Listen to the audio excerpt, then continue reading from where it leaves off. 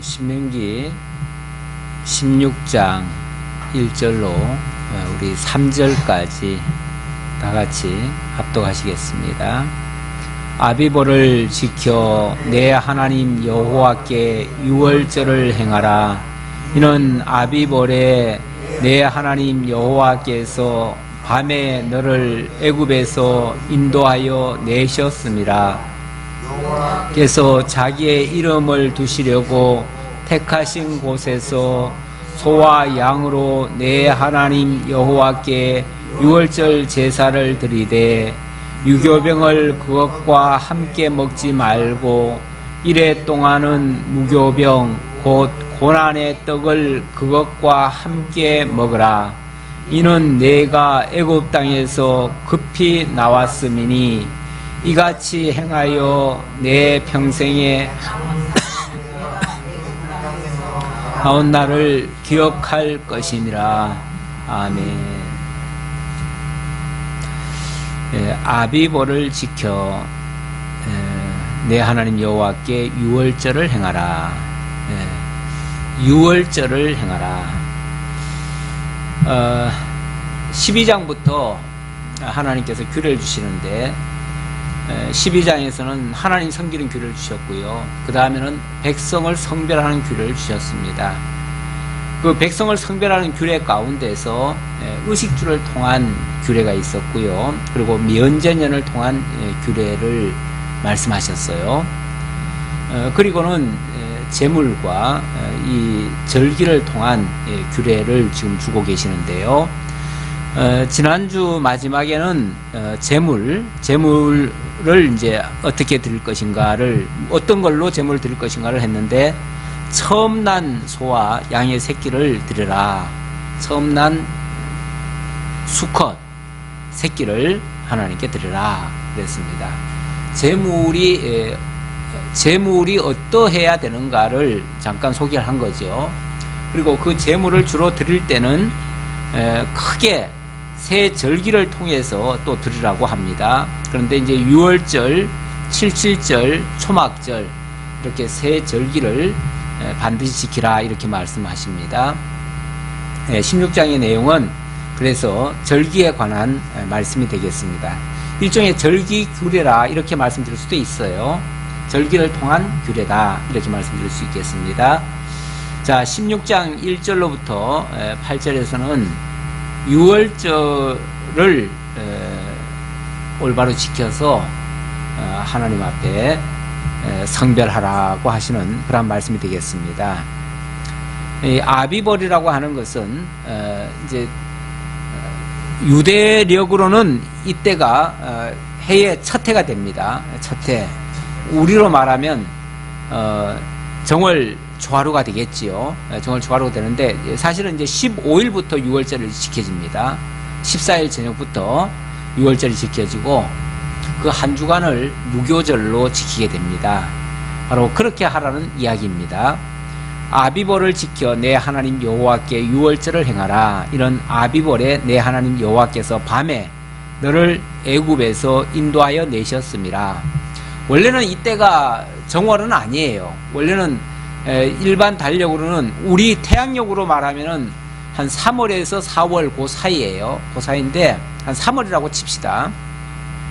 그런데 하나님께서 갑자기 자, 이 아비볼 오늘부터 새해 첫날로 새로 정하라. 그리고 오늘부터 계산을 해가지고 14일 되면은 양을 한 마리 잡아라. 그래가지고 그날 저녁에 미리 이제 그때부터 양을 준비하겠죠. 미리 준비하고 그때 잡아가지고 14일 저녁에 양을 먹고, 그리고 내일 아침이면 오늘 저녁에는 잠을 자지 말고 오늘 저녁에는 다 이제 출발할 준비해라 그 말이죠. 출발 준비해라. 그러면 이제 그 양을 먹고 난 다음에 그 다음에 이제 그 다음 날이면 출발을 하는 겁니다. 출발하는데 얼마나 급하게 출발을 하는지 이 발효되지 아니한 밀가루 반죽을 발효도 못 시키고 그냥 가지고 나옵니다. 그래가지고 그걸 가지고 이제 구워서 가다가 이제 먹어야 되니까 그러다 보니까 이제 발효되지 못한 떡을 먹는 거죠. 딱딱한 떡이죠. 딱딱한 떡. 그런 걸 먹고 그걸 먹으면서 일주간을 지내라는 거예요. 그 날이 바로 무교절입니다. 그러니까 그렇게 하는 날은 6월절이고요. 그 다음 날부터는 무교절이 되는 거예요. 그래서 6월절을 지켜라. 그리고 무교병을 먹어라. 이제 그 말입니다. 자, 2절. 여호와께서 자기의 이름을 두시려고 택하신 곳에서 소와 양으로 내 하나님 여호와께 6월절 제사를 드리되 유교병을 그것과 함께 먹지 말고 이래 동안은 무교병 곧 고난의 떡을 그것과 함께 먹으라. 이 무교병을 고난의 떡이라 이렇게 또 지칭을 합니다. 고난의 떡이라고 하면 굉장히 고생스럽다는 거죠. 고생스러운 시기에 먹었던 떡. 우리도 가끔 그 일제시대 때나 또는 6.25 사변 때 굉장히 어려웠잖아요. 그럴 때 먹었던 음식들이 있어요. 뭐 거의 뭐 산에서 이렇게 쑥을 캐가지고 그걸 가지고 뭐 떡을 쪄가지고 이렇게 뭐라고 할까요? 쑥 버무리 같은 거 아니면 개떡 뭐 이렇게 만들어가지고 그걸로 비상식량을 먹듯이 그렇게 한 적이 있었습니다. 그래서 가끔씩 그런 어떤 국가적으로 어려울 때 그럴 때 우리 한번 체험하자고 그때의 그런 음식을 먹어보는 그런 행사들이 있습니다. 서울이나 이런 데서 몇몇 군데서 그런 행사를 합니다. 그것도 교육적으로는 괜찮은 것 같아요. 그런데 이스라엘 백성들에게 하나님께서 이렇게 딱딱한 떡, 발효되지 아니해서 딱딱한 떡, 거기다가 또 아무런 간도 안 됐을 테고요. 그러니까 그냥 한마디로 말해서 밀가루 그냥 개가지고 그걸로 그냥 구워서 그냥 먹는 거예요. 그러니까 무슨 맛이 있겠어요? 아무런 맛도 없죠. 그러면 아마 자녀들이 물을 거예요. 왜 오늘은 이렇게 맛있는 떡을 안 주고 이렇게 맛 없는 이런 걸 줘요? 하고서 물을 거예요. 그러면은 오늘은 우리가 일찍이 애굽 땅에서 종노릇하고 있을 때 하나님께서 우리를 구원해 내셨단다. 그 전날은 그러니까 양을 잡아가지고 양고기를 먹지요. 양고기를 먹고 그 다음 날부터는 무교병을 먹는 거예요. 그러니까 왜 어제는 고기를 먹었는데 오늘은 또 이 맛없는 떡을 먹어요? 라고 물으면은 그때 이제 교육을 시키는 거죠. 어제는 바로 어린 양이 우리를 애굽 땅에서 구원해 낼 때 어린 양을 먹고 우리가 출발했는데 그 다음 날부터는 정말 먹거리가 없어가지고 이런 걸 먹고 살았다. 그러면서 그 얘기를 하는 거예요. 그러면 그게 교육이 되는 거죠. 그런 교육을 시키기 위해서, 그래서 하나님을 잊지 않게 하려고 애굽 땅 종되었던 집에서 인도해 내신 하나님, 그 하나님을 잊지 않기 위해서 이런 의식을 행하라는 거죠. 이걸 절기를 지키라는 겁니다. 그러면서 설명을 하지요. 이는 내가 애굽 땅에서 급히 나왔음이니 이같이 행하여 내 평생에 항상 내가 애굽 땅에서 나온 날을 기억할 것이니라. 평생 잊지 않도록, 그것을 기억하고 잊지 않도록. 우리의 신앙 교육도 어떻게 보면은 계속 반복 교육인데요. 이 반복 교육을 왜 하는가? 잊지 않기 위해서예요. 잊지 않기 위해서. 그래서 다시 한번 상기시키고 다시 상기시키고 이렇게 하는 거죠. 자, 그러면서 4절, 그 이래 동안에는 내 모든 지경 가운데 누룩이 보이지 않게 할 것이요 또 내가 첫날 해질 때에 제사드린 고기를 밤을 지내 아침까지 두지 말 것이며 6월절 제사를 내 하나님 여호와께서 내게 주신 각성에서 드리지 말고 오직 내 하나님 여호와께서 자기의 이름을 두시려고 택하신 곳에서 내가 애굽에서 나오던 시각 곧 초저녁 해질 때에 6월절 제물을 드리고 내 하나님 여호와께서 택하신 곳에서 그 고기를 구워 먹고 아침에 내 장막으로 돌아갈 것이니라. 예, 구체적으로 몇 시부터 몇 시까지는 양고기를 먹고 그리고 그 다음 날 아침까지는 남겨두지 말고 뭐 이런 얘기를 하죠. 왜냐하면 그날 저녁에 먹고 다 출발해야 되기 때문에 남겨두면 안 돼요. 남겨둔다는 거는 뭐 내일 먹거나 우리가 평소에 식량을 저장하고 또 오늘은 요만큼 먹고 또 이만큼은 또 내일 먹자 이런 식으로 이제 생각하고 남기는 거 아니겠어요? 근데 그러지 말라는 거예요. 그렇게 하는 거는 교육적으로 안 맞아요. 이스라엘 백성들은 반드시 그날 저녁에 그 양고기를 먹었어야 돼요. 먹었어야 되고, 어쩌면 그 양고기 때문에 그 양의 희생 제물 때문에 그 백성들이 구원을 받은 거예요. 왜냐하면 여기 구체적으로는 설명이 안 나왔지만 그날 저녁에 양고기만 먹는 게 아니라 양고기를 먹고 양의 피는 또 문설주에 발라요. 그래서 그 집에 온통 피를 이렇게 칠을 하지요. 칠을 하면 그날 저녁에 그 피가 있는 집은 전부 다 죽음의 천사가 지나가 버립니다. 지나가고 그 피가 없는 집은 그 집의 장자들이 대신 다 죽어요. 그러니까 그 양고기를 먹은 사람들은 다 구원을 받고 양고기를 안 먹은 사람들은 장자들이 다 죽임당해요. 그래서 그 양고기가 그냥 양고기가 아니라 한 마리 어린 양이 희생을 당한 거예요. 그 희생을 당하고 그 어린 양의 희생으로 말미암아 그 피가 있는 집의 자녀들은 다 구원을 받고 그 피가 없는 자들은 다 죽임을 당하는 정말 아주 극적인 그런 역사가 있던 날이에요. 그게 바로 6월절이에요. 6월이라고 하는 거는 무슨 뭐 우리식의 표현 6월달을 얘기하는 게 아니고 이 죽음의 천사가 그 피를 건너뛰어서 피가 없는 데만 치고 피가 있는 집은 다 건너뛰었다. 그런 뜻의 6월이에요. 그러니까 넘을 월자지요. 뭐 담장을 넘었다 할 때 그 월담 이렇게 얘기하잖아요. 그런 것처럼 피를 보고 죽음의 천사가 피가 있는 집은 다 넘어갔어요. 그래서 구원을 받은 거예요. 그것을 가르쳐 주기 위해서 그날 밤에 고기를 다 먹어야 되고 아침까지는 절대 두면 안 돼요. 아침까지 두면은 그것이 부정하게 되고 그건 나중에 먹을 생각으로 한 거니까 그건 안 돼요.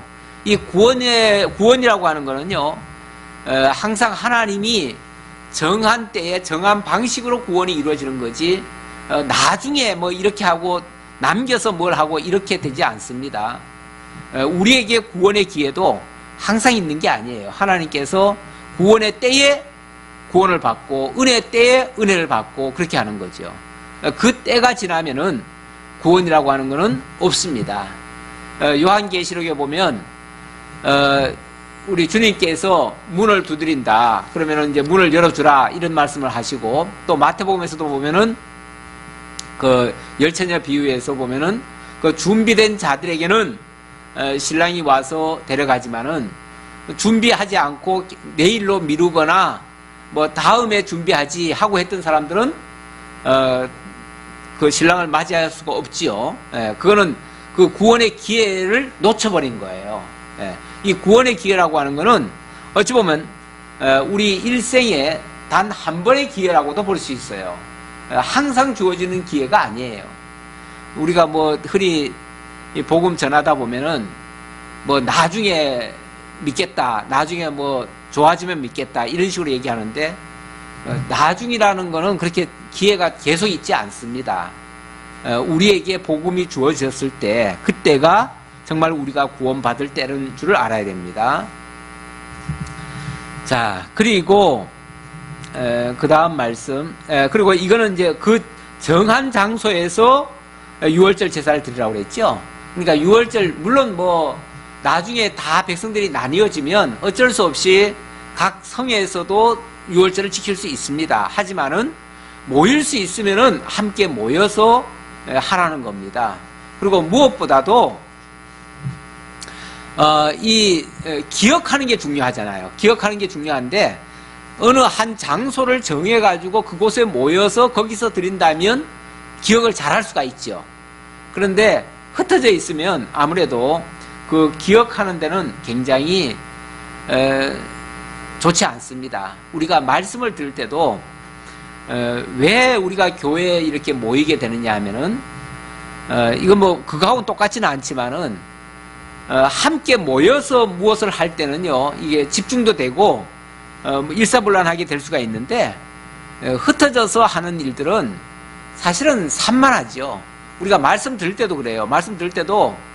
뭐 바쁜 일을 하면서 또 아니면 다른 일을 하면서 말씀 들으면 솔직히 잘 들립니까? 안 들려요. 남지도 않아요. 말씀을 들을 때는 또 말씀에 집중을 해야 돼요. 그래서 한 곳에 모이라고 하는 것도 그런 의미가 매우 강합니다. 그래서 교육을 할 때는요, 아무래도 개별적으로 하는 교육보다 이렇게 함께 모여서, 그래서 장소도 우리가 무시를 못합니다.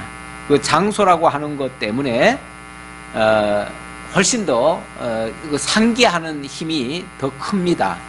그래서 함께 모여서 이런 절기를 지킴으로 함께 그 의미를 더 확인하게 되는 것이죠.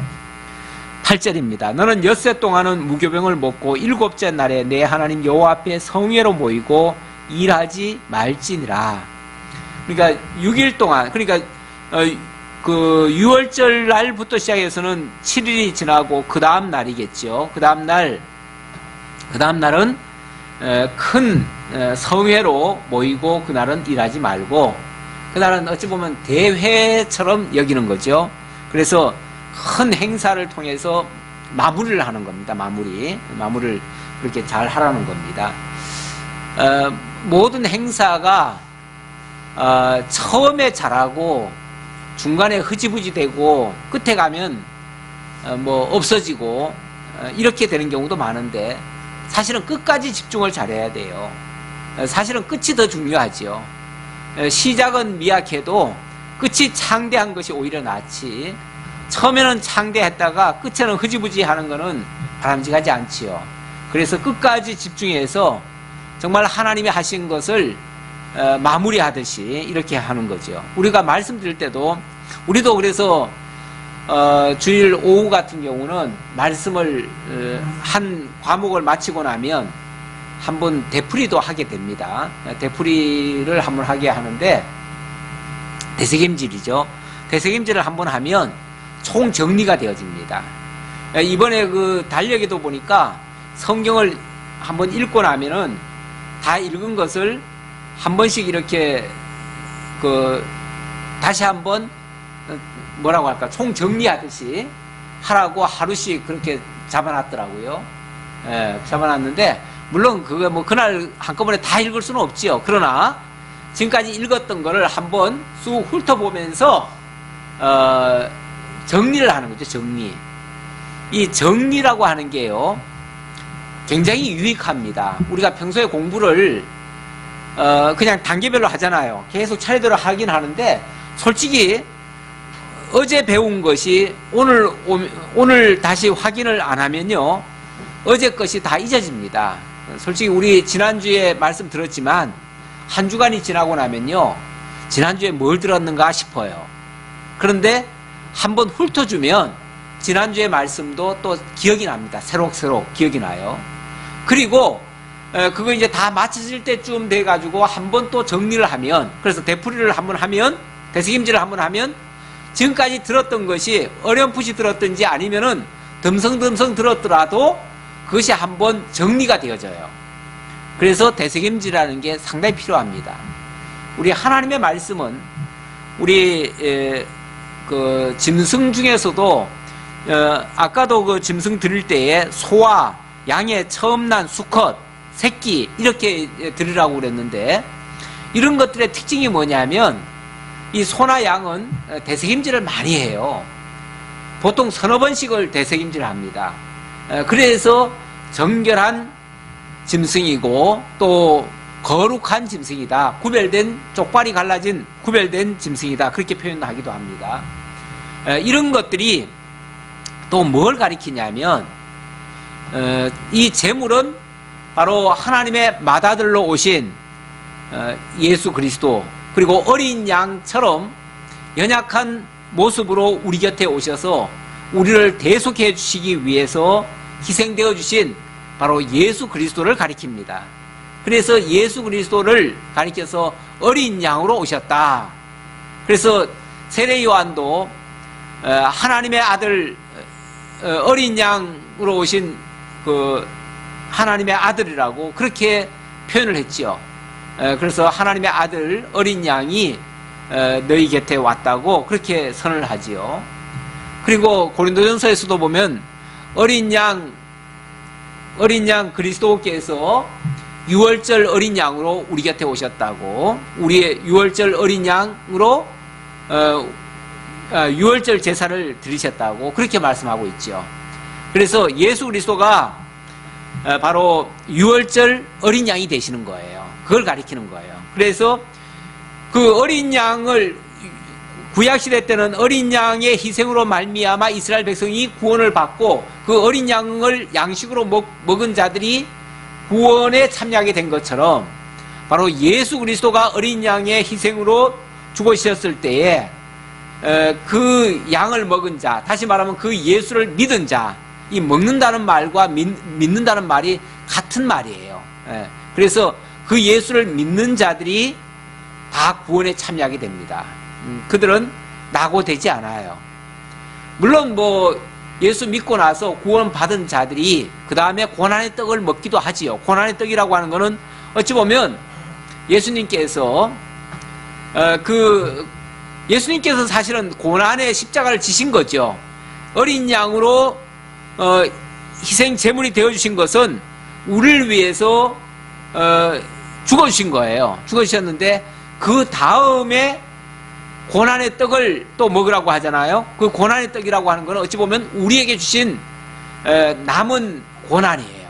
남은 십자가.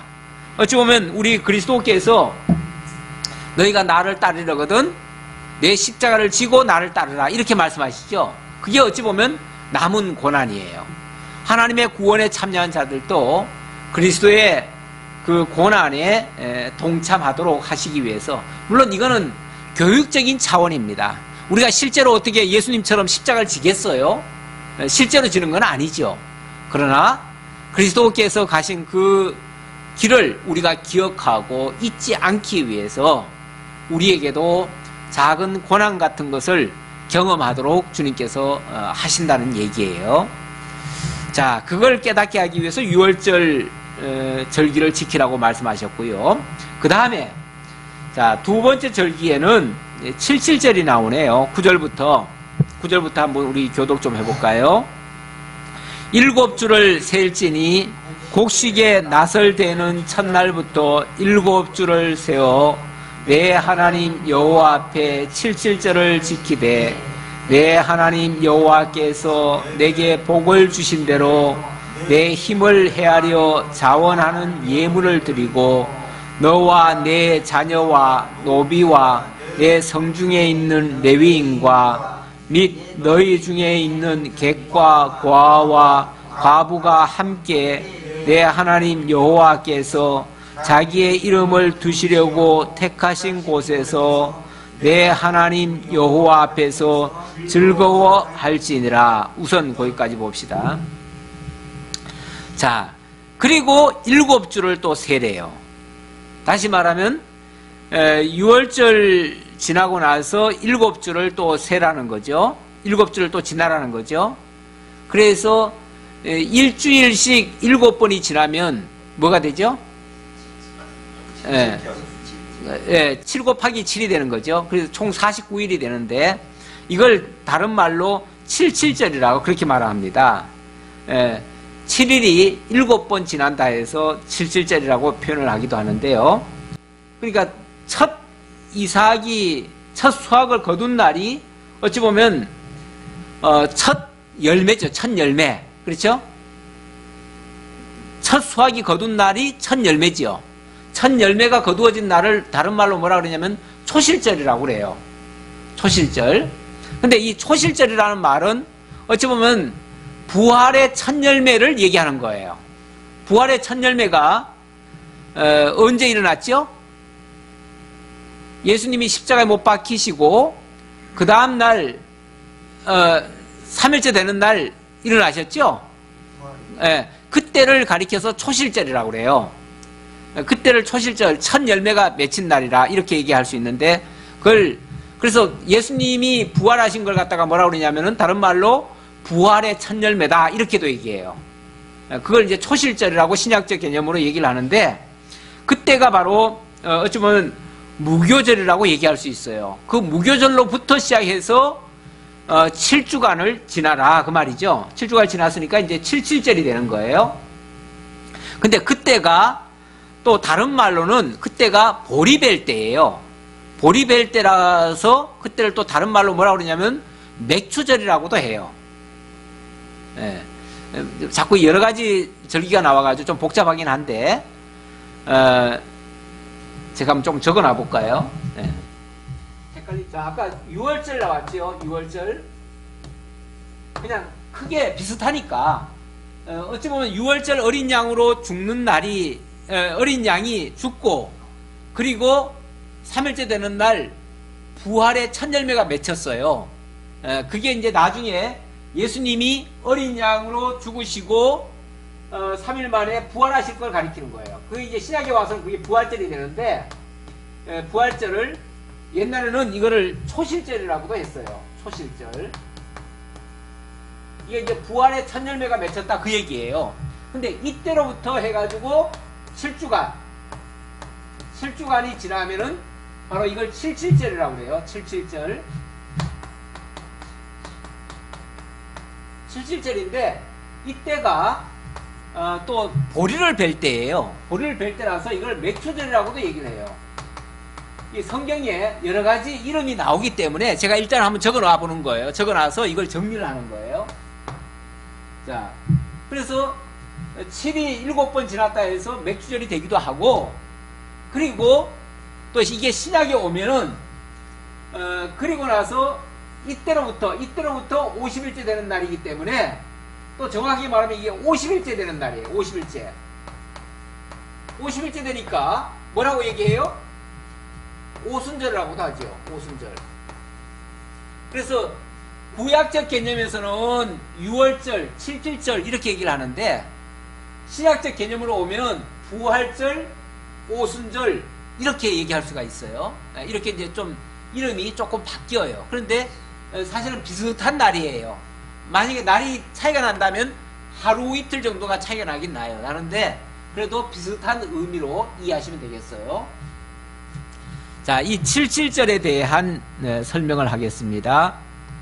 10절에 보니까 내 하나님 여호와 앞에 77절을 지키되 내 하나님 여호와께서 내게 복을 주신 대로 내 힘을 헤아려 자원하는 예물을 드리고 너와 내 자녀와 노비와 성중에 있는 레위인과 또 객과 과와 가부가 함께 여호와께서 이름을 두시려고 택하신 곳에서 즐거워할지니라. 여호와 앞에서 즐거워하라. 큰 잔치하라는 거죠. 잔치. 오순절에 큰 잔치가 벌어지는 겁니다.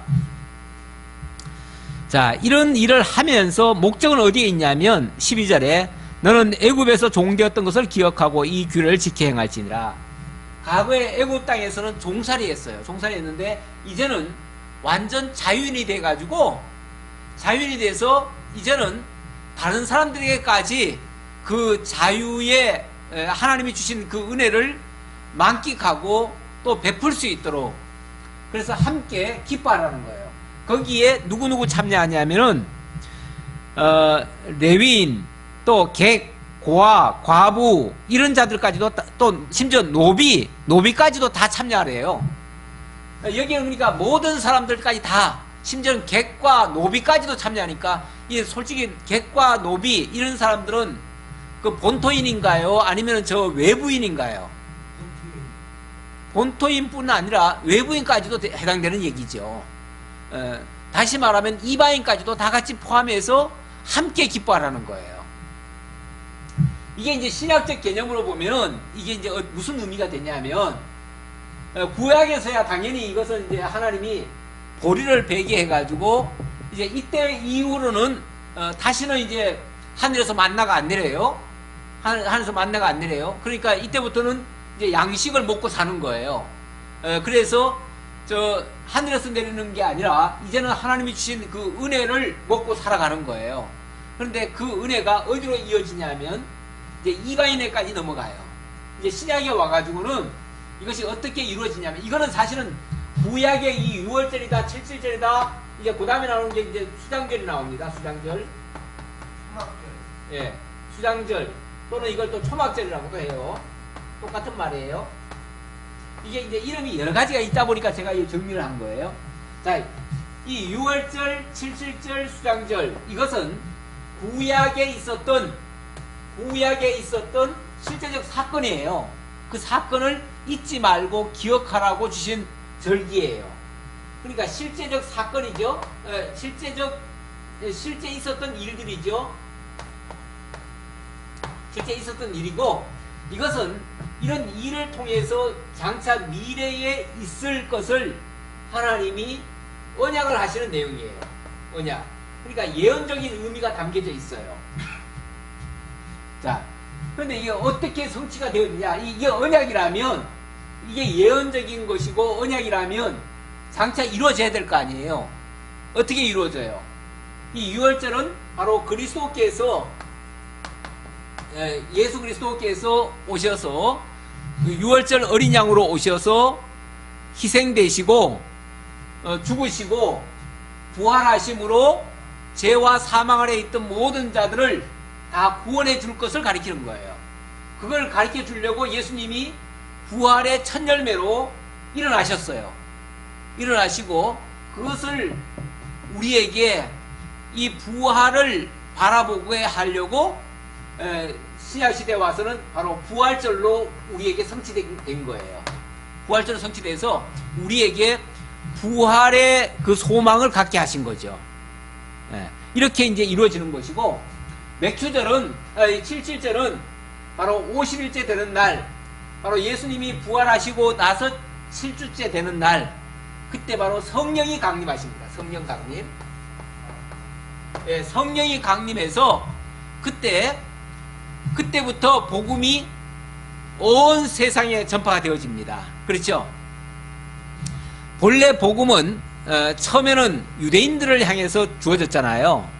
유대인들에게만 주어졌던 건데, 이 오순절을 기점으로 해가지고 오순절에 이방에서 순례객들이 다 오잖아요. 16개국에서 순례객들이 와요. 오는 데서 거기서 갑자기 하늘로부터 성령이 임하셔서 혀에 갈라짐 같은 이런 막 각종 방언이 나오기 시작하고, 그 방언을 통해서 예수가 그리스도라는 사실이 각 나라 언어로 다 선포가 돼요. 그러니까 그곳에 왔던 이방의 모든 순례객들이 이제 예수를 영접하게 되어집니다. 그래서 이방인들에게까지 이 복음이 전파되어져요. 그렇게 되어질 것을 언약하는 내용이에요.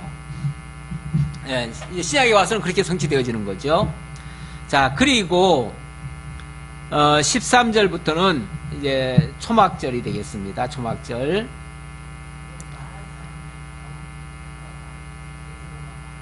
누가요? 방언으로 말한 거는 베드로지요. 베드로. 그렇죠. 베드로뿐이 아니라 그때 함께 있었던 제자들이 다 같이 외쳤어요. 베드로를 비롯한 여러 제자들이 외치는데, 각각 사실은 다 유대인의 말로 했어요. 유대어로 했는데, 이 말이 나가기는 전부 다 각 나라의 말로 다 나갔어요. 그게 방언이에요. 그게 진짜 방언이에요. 막 내가 내 말로 했는데 들리는 사람의 말에 다 각자의 나라의 말로 다 들리는 거. 그래서 다 알아들을 수 있는 말이에요, 그게. 그게 진짜 방언이고요. 요즘 뭐 가짜 방언들도 많잖아요. 가짜 방언들은 어떻게 차이가 나냐면, 가짜 방언은 아무도 못 알아들어요. 정작 그렇게 기도하는 그 사람도 못 알아듣는 말을 해요. 그러면서 그거는 하나님만 알아듣는 말이다. 그러면서 하나님에 대한 뭐 신비적인 말이다. 이렇게 표현하는데, 아니, 왜 하나님만 알아듣고 나머지 사람들 못 알아듣게 해요? 못 알아듣게 하면 아멘을 못 하잖아요. 그리고 본인도 이해를 못 하는 말이에요. 그럼 본인도 이해 못 하면 무슨 신앙의 열매가 생겨요? 열매가 안 맺히죠. 그건 헛소리가 되는 거죠. 그래서 성경에 진짜 그렇게 하지 않는, 그러니까 유익하지 못한 방언은 교회에서는 잠잠하라 그래요. 뭐 집에서야 뭐 이런 말 하든 저런 말 하든 무슨 상관이 있어요. 그거 가지고 타치 안 해요. 그러나 교회에서는 잠잠하라. 그래서 사도 바울이 교회에서는 그런 방언을 하지 말아라. 그렇게 얘기를 하죠. 자, 13절부터 보겠습니다. 또 한번 합독해 볼까요? 너희 타작마당과 포도주 틀에 소출을 거두어 들인 후에 이래 동안 초막절을 지킬 것이요 절기를 지킬 때에는 너와 내 자녀와 노비와 내 성중에 거주하는 레위인과 객과 고아와 가부가 함께 즐거워하되 내 하나님 여호와께서 택하신 곳에서 너는 이래 동안 내 하나님 여호와 앞에서 절기를 지키고 내 하나님 여호와께서 내 모든 소출과 내 손으로 행한 모든 일에 복 주실 것이니 너는 온전히 즐거워할지니라. 아멘. 자, 우선 거기까지. 자, 이번에는 초막절을 지키라고 하네요. 초막절은 언제냐면은 요 글자 그대로는 초막을 지어 가지고 지키라 그 말이잖아요. 초막은 뭐냐면은 풀 가지고 움막을 짓는 거예요. 풀을 가지고 움막을 지어서 그곳에서 그러니까 집을 놔두고 저 바깥에 들판에 가서 그렇게 하라는 거예요. 왜 그렇게 해야 되냐 하면 그때 뭐 하라는 거죠? 이스라엘 백성들이 애굽에서 나와가지고 광야를 이렇게 헤맸잖아요. 헤매는 동안에 제대로 된 집이 있었나요? 없었어요. 그냥 장막에서 살았어요. 그렇죠. 그 장막에 살았던 것을 기억하려니까 이렇게 일부러라도 그 초막 같은 데 가서 살아라 그 말이에요. 예. 근데 그때가 언제냐면 그때는 사실은 요 절기를 지키라고 하는 때가 언제냐면 그때는 사실은 추수를 한 때예요. 추수를 해서 갈무리를 다 해놓고 그리고 이렇게 하라는 거예요. 사실은 곡식을 갈무리를 다 했으니까 풍성하잖아요. 풍성하면은 우리는 자 이제부터는 풍성하게 오늘 수확 거뒀으니까 이제부터는 이제 편안하게 이제 먹고 살자 이렇게 생각할 거 아니에요. 근데 그러지 말고 밖에 나가서 초막을 짓고 거기서 이제 물론 혼자 먹으라는 건 아니에요. 함께 그러면서 주님 앞에 감사하라, 온전히 즐거워하라 이렇게 얘기를 합니다. 그래서 요 초막절이기도 하지만 이 곡식을 갈무리할 때이기도 하기 때문에 이걸 다른 말로 수장절이라고도 해요. 본문에서는 초막절이 앞섰네요. 그렇죠? 초막절이 앞서고 수장절이 뒤에 갈로로 들어가야 되겠네요. 어쨌든 이렇게 같은 의미예요. 같은 의미인데 이건 또 뭘 예언한 것이냐, 뭘 언약한 것이냐. 이거는 장차 그리스도께서 재림하실 때를 가리키는 예언의 말씀이에요. 그래서 이 수장절이라고 하는 거는 1년의 농사를 다 짓고 마무리할 때 그때 갈무리를 다 해놓고 그리고 마무리를 하잖아요. 그때 이제 모든 그동안 농사 짓거나 또 농사 안 짓더라도 그때는 풍성하게 잔치를 벌입니다.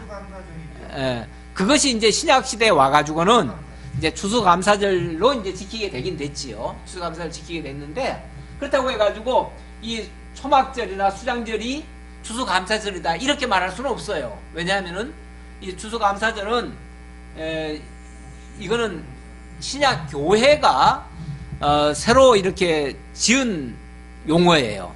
추수감사절이라는 말은. 그래서 이거는 성경에 있는 용어하고는 사실은 달라요. 다른데 어쨌든 그래도 비슷한 의미로 지키긴 지켜요. 지키는데 어쨌든 이거는 장차 하나님께서 모든 택한 백성들을 이제 마지막에 가면은 다 거두시듯이 하지요. 어떻게 합니까? 천국 창고에 거두듯이 이렇게 하시죠. 그렇게 하실 것을 가리키는 그러한 절기라고 말씀드릴 수 있어요. 그래서 예수님이 다시 재림하실 때, 그 재림하실 때를 가리키는 예언의 말씀이다. 이렇게 볼 수 있습니다.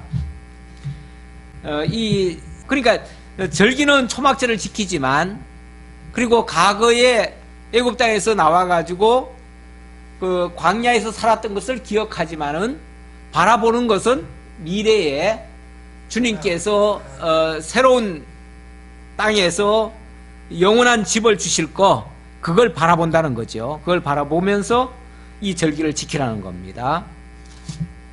그 다음 16절부터 또 교도해보지요. 너의 가운데 모든 남자는 1년에 3번 곧 무교절과 칠칠절과 초막절에 내 하나님 여호와께서 택하신 곳에서 여호와를 배웁되 빈손으로 여호와를 배웁지 말고 각 사람이 내 하나님 여호와께서 주신 복을 따라 내 힘대로 드릴지니라. 예, 남자는 1년에 3번 이 절기를 지켜라. 처음에는 이제 6월절 그랬는데 6월절과 무교절은 같은 말입니다. 뭐 날짜는 하루 상관이 있지만은 어쨌든 6월절로부터 시작해서 무교절로 이어져 가니까. 그런데 이제 6월절은 단 하루고 무교절은 일주일을 지키다 보니까 아무래도 무교절에다가 더 이제 초점을 맞춘 거예요. 그래서 무교절과 칠칠절과 초막절 이렇게 얘기를 했고, 그때는 반드시 하나님 앞에 나와라. 나와서 하나님이 주신 복을 따라서 그 힘대로 제물을 하나님께 드리면서 이 절기들을 지켜라. 절기를 지킨다고 하는 것은 제물을 드리면서 지키는 거예요. 드리면서 지키기 때문에 그래서 힘들어 하라. 물론 하나님이 힘 안 주시면 못하는 거죠. 못하는 건데 하나님이 힘을 주셨으면 그때는 힘을 다하여 여호와를 경외하며 또 하나님이 주신 그런 역사를 잊지 않도록 그렇게 해야 되겠다 그 말이죠. 이 물질이라고 하는 것에 내 마음이 있는 곳에 물질이 있는 곳에 내 마음도 있느니라, 뭐 이런 말씀도 있죠. 비슷한 표현, 그런 표현도 있죠. 그러니까 이 재물이라고 하는 것에 재물을 그냥 드리는 게 아니라 그 재물 속에 그 마음을 담아서 드리는 거예요. 그래서 재물이 없다는 거는 또 마음도 없다는 얘기일 수도 있어요. 그래서 최선을 다하라 그런 얘기예요. 그래서 힘을 다하라 그 말이죠. 그 다음 18절로부터는 조금 단원이 바뀌는데 여기서는 지도자를 성별하는 규례가 되겠습니다. 예. 지금 거기 적혀 있는 거 가지고 얘기를 하지 마시고, 예. 예. 아니, 이 큰 지금 타이틀을 얘기하는 거예요. 예. 그 타이틀은 지도자를 성별하는 규례다 그 말이죠. 예. 지도자를 성별하는데 그 지도자들이 재판을 할 때 어떻게 할 것이냐, 그거는 이제 공의로 재판하라 그런 얘기예요. 그러니까 공의로 재판하라는 거는 그 하위 주제예요. 하위 주제. 예. 하위 주제고 그 상위 주제는 지도자를 성별하는 규례다 그 말입니다. 자, 18절로 우리 한번 교독 좀 해보지요. 내 하나님 여호와께서 내게 주시는 각 성에서 내 지파를 따라 재판장들과 지도자들을 둘 것이요 그들은 공의로 백성을 재판할 것이니라. 너는 재판을 굽게 하지 말며 사람을 외모로 보지 말며 또 뇌물을 받지 말라. 뇌물은 지혜자의 눈을 어둡게 하고 의인의 말을 굽게 하느니라. 너는 마땅히 공의만을 따르라. 그리하면 내가 살겠고 내 하나님 여호와께서 내게 주시는 땅을 차지하리라. 우선 거기까지요. 자, 지도자를 성별하는 규례 속에 지도자를 이제 세우는데 재판장도 세우고 지도자들도 세우라 그랬지요. 나라를 다스리기 위한 여러 지도자들, 각 분야별로 뭐 왕도 세워야 될 것이고 재판장도 세워야 될 것이고 또 가르치는 자들도 세워야 될 것이고 선지자들도 세워야 되겠죠. 세우는데 일단 재판장한테 하는 말입니다. 자, 재판장은 어떻게 재판을 해야 될 것인가? 너는 재판을 굽게 하지 말며 사람을 외모로 보지 말며. 사람을 외모로 본다고 하는 것은 어떤 선입견을 가지고 보는 거죠. 그래서 저 사람은 보니까 아주 얼굴이 흉측한데 아무래도 저놈은 범인인가 보다. 그래가지고 벌을 많이 때려줘야 되겠다. 이런 식으로 보는 게 어찌 보면 외모죠. 외모로 보는 것이고, 또 저 사람은 내가 잘 아는 사람이니까 저 사람은 잘 봐줘야 되겠다, 이렇게 하는 게 외모로 보는 거죠. 그리고 뇌물을 받지 말라. 뇌물. 이 뇌물이라고 하는 게 정말 희한해 가지고요. 이렇게 뭘 받기 시작하면 내 마음이 이렇게 기울어 버려요. 어느 한쪽으로 기울어 버려요. 그래서 뇌물을 받지 않았을 때는 공평하게 뭔가를 판단할 수가 있는데, 뇌물을 받은 이후부터는요, 아무래도 저 사람한테 내가 먹은 게 있는데 안 봐줄 수가 없다, 이렇게 돼버려요. 그러면 반드시 판단이 굽어지죠. 그래서 재판장은 어떤 경우에도 뇌물을 먹으면 안 돼요. 그런데 요즘도 뭐 한국 사회에서는 요즘 법관들 문제가 많잖아요. 특히 막 대법관까지도 지금 문제가 일어나가지고 지금 대법관까지도 지금 탄핵을 하니 많이 지금 이런 소리까지 나와요. 정말 심각하죠. 심각한데, 사실 이 대법관도 이게 돈이 많이 이 연루가 되면 꼭 이런 현상이 일어나요. 이게 물질이 있는 곳에 사람들의 마음도 있어요. 그래서 이 대법관들도 그래서 이번에 그 대법관들이 그 문제가 됐던 것들은 그들이 뭐 돈을 아끼고 뭐 또 나라에 무슨 뭐를 하기 위해서 또는 어떤 이득되는 거 있어요. 그 이득되는 걸 위해서 하다가 그 집까지 간 거예요. 그러다 보니까 아무래도 자꾸 이 돈 문제가 끼면은요, 공정하게 못 봐요. 판단을 제대로 못 해요. 그래가지고 어느 한쪽으로 자꾸 기우는 일들이 자꾸 일어난 거예요. 근데 이 세상은 어차피 우리가 뭐 먹거리를 다 초연해가지고 저 초야에 묻혀 살면서 먹는 거 문제 다 해결된 상태에서 세상 것 안 보고 이렇게 판단하면은 모를까. 세상 속에 살면서 누릴 거 누려가면서 하려고 하면 굽어질 수밖에 없습니다. 그리고 이 세상에서는요, 진짜 흔히들 유전무죄, 무전유죄라고 하는 이런 표현들도 많이 있지요. 그래서 돈만 있으면은 벌 줄 사람들도 다 이렇게 굽어져요. 뭐 흔히들 무슨 장학생 그러는데 어디서 이렇게 키웠다는 거죠. 어디서 키웠다. 법관들도요, 솔직히 법관 되기 위해서 얼마나 많은 투자를 해야 됩니까? 그렇죠. 법관이 하나 만들어지려면 고시를 여러 번 봐야 되고 또 공부를 여러 번 많이 해야 됩니다. 최고 공부를 많이 해야 돼요. 하는 동안에 진짜 가난한 사람들은 끝까지 가지도 못해요. 그러려면 누군가 지원을 해줘야 되거든요. 그러면은 누군가는 지원을 해줘야 되는데 그 돈이, 누군가 지원해주는 그 돈이 어디서 나오겠어요? 있는 사람들이 지원을 해주죠. 그러면 그 있는 사람들한테 먹은 사람들이 나중에 법관이 되든지 뭐가 되면은 또 어떻게 해요? 그 사람들도 봐줘야죠. 예. 그리고 설령 그렇게 하지 않더라도 그 사람이 어느 위치까지 올라가는데 뒤를 대주는 거예요. 뒤를 자꾸 봐주는 거예요. 그래서 줄을 대주고 뭔가 힘을 실어줘요. 힘을 실어주고 나면 그 힘을 받은 사람은요, 나중에 그 사람들이 어렵게 됐을 때 안 봐줄 수가 없어요.